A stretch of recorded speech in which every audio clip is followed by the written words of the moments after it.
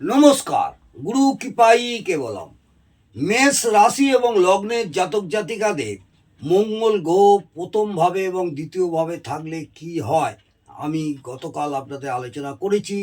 আজ আমি আপনাদের তৃতীয় ভাব এবং চতুর্থ ভাবে মঙ্গল গ্রহ যদি আপনাদের মেষ রাশি এবং লগ্ন সাপেক্ষে থাকে তৃতীয়ভাবে এবং চতুর্থভাবে, অর্থাৎ থার্ড হাউস এবং ফোর্থ হাউসে, তাহলে আপনাদের কি ফল হয় সেই নিয়ে ছোটোখাটো একটু আলোচনা করছি। তৃতীয় ভাবকে আমরা পরাক্রম ভাব বলে থাকি বা পরাক্রমে বিচার করি, বা নিজের বন্ধু রাশিতে এই মঙ্গল গ্রহ থাকলে এর প্রভাবে জাতকের সাহস ও পরাক্রমের বৃদ্ধি হবেই হবে। নিজের বন্ধু রাশিতে থাকার জন্যে জাতকের সাহস এবং পরাক্রমের বৃদ্ধি হবে। মঙ্গলের চতুর্থ দৃষ্টি শত্রুভাবে দৃষ্টি হলে, মঙ্গলের চতুর্থ দৃষ্টি, ওখান থেকে মঙ্গলের চতুর্থ দৃষ্টি শত্রুভাবে দৃষ্টি হলে জাতক নিজের শত্রুর উপর নিজের প্রভাব বানিয়ে রাখবে, শত্রুর ওপর নিজের প্রভাব বানিয়ে রাখবে। সপ্তম দৃষ্টি নবম ভাবে দৃষ্টি দেওয়াতে,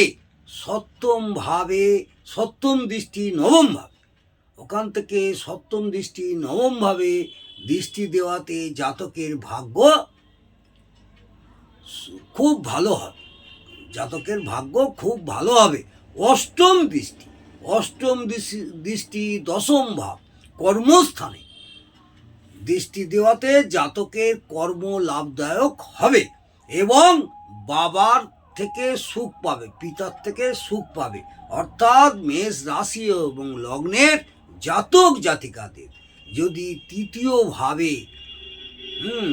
মঙ্গল গ্রহ অবস্থিত হয় তাহলে তাদের খুবই ভালোই হবে। অর্থাৎ অষ্টম দৃষ্টি দশমভাবে কর্মস্থানে দৃষ্টি দেওয়াতে কর্মক্ষেত্রে জাতকের কর্ম লাভদায়ক হবে এবং তার পিতার থেকেও সুখ পাবে। এবারে মেষ রাশি এবং লগ্নের জাতক জাতিকাদের চতুর্থভাবে যদি মঙ্গল গ্রহ স্থিত হয় তাহলে কি হয়? চতুর্থ গ্রহ মঙ্গল, নিচস্থ মঙ্গল, চতুর্থ অর্থাৎ লগ্ন সাপেক্ষে চতুর্থ ঘর হচ্ছে আমাদের কর্কটের ঘর, অর্থাৎ মেষ, বৃষ, মিথুন, কর্কট, এই 4 নম্বর, এই ফোর্থ হাউস হচ্ছে চতুর্থ ঘর। এই চতুর্থ ঘরে যদি বন্ধু রাশিতে, চতুর্থ ভাব থেকে আমরা কি বিচার করি? মায়ের বিচার করি, মায়ের সুখের অনুভূতি পাবে। এইসব জাতক জাতিকারা মায়ের সুখের অনুভূতি পাবে।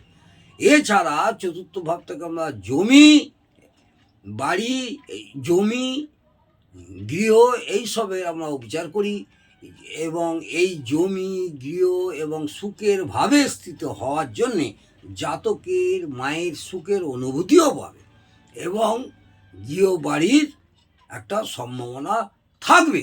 জমি এবং ঘরে সুখের অভাব সর্বদা থাকবে, জমি এবং ঘরে একটা সুখের অভাব সর্বদা একটা থাকবে। মঙ্গলের চতুর্থ দৃষ্টি মানে সপ্তম ভাবে পড়বে, মঙ্গলের চতুর্থ দৃষ্টি মানে সপ্তম ভাবে পড়বে, তার মানে বর্ষা এবং স্ত্রীর কারক হওয়াতে এই দুই ব্যাপারে কষ্ট ভোগ সর্বদা করতে হবে এইসব জাতক জাতিকাদের। সপ্তম দৃষ্টি মানে মকরে কর্মস্থানে দশম ভাবে উচ্চস্থানে পড়বে। সপ্তম দৃষ্টি মানে চতুর্থ ভাব থেকে সপ্তম দৃষ্টি মানে মকরের কর্মস্থানে দশম ভাবে উচ্চস্থানে পড়বে। মকর রাশিতে মঙ্গল উচ্চস্থ, সেই উচ্চস্থানে পড়বে। দশম স্থান হচ্ছে কর্ম এবং পিতার স্থান, সেই জন্যে পিতা এবং কর্মক্ষেত্রে লাভ পাবে, পিতার থেকেও সাহায্য পাবে এবং কর্মক্ষেত্রে লাভ পাবে এইসব জাতক জাতিকারা। মঙ্গলের অষ্টম দৃষ্টি কুম্ভ রাশিতে শত্রু দৃষ্টি এবং লাভ ঘরে দৃষ্টির জন্য লাভের স্থানে অনেক পরিশ্রম করতে হবে। অনেক পরিশ্রমের দ্বারা এদের লাভ কিছুটা হলেও হবে, জাতক মাঙ্গলিকও হবে বা ভৌমদোষ হবে। আজকে আমি চতুর্থভাবে এবং তৃতীয়ভাবে লগ্ন সাপেক্ষে এবং চন্দ্র সাপেক্ষে মেষ রাশি মঙ্গল গ্রহ থাকলে কি ফল হয় সেই নিয়ে আলোচনা করলাম। আগামী দিনে আপনাদের পঞ্চম এবং ষষ্ঠভাবে মঙ্গল গ্রহ থাকলে কি হয় আমি আপনাদের এই শিক্ষামূলক আলোচনাটা করে যাব। যদি ভালো লাগে অবশ্যই কমেন্টে জানাবেন এবং একটি লাইক করে দেবেন। যারা আমার চ্যানেলে নতুন তারা একটা সাবস্ক্রাইব করে বেল আইকনটা টিপে দেবেন। দেখবেন আগামী দিনে এই শিক্ষামূলক আলোচনা আপনাদের অনেকটাই ভালো লাগবে এবং আরও ভালো ভালো আপনাদের নিজেরাই জানুন এই ভিডিওর মাধ্যমে আপনাদের গ্রহ কোন জায়গায় অবস্থান করছে, আপনাদের কি ফল হয়। আশা করব নিজেদেরও অনেকটা জ্ঞান হবে।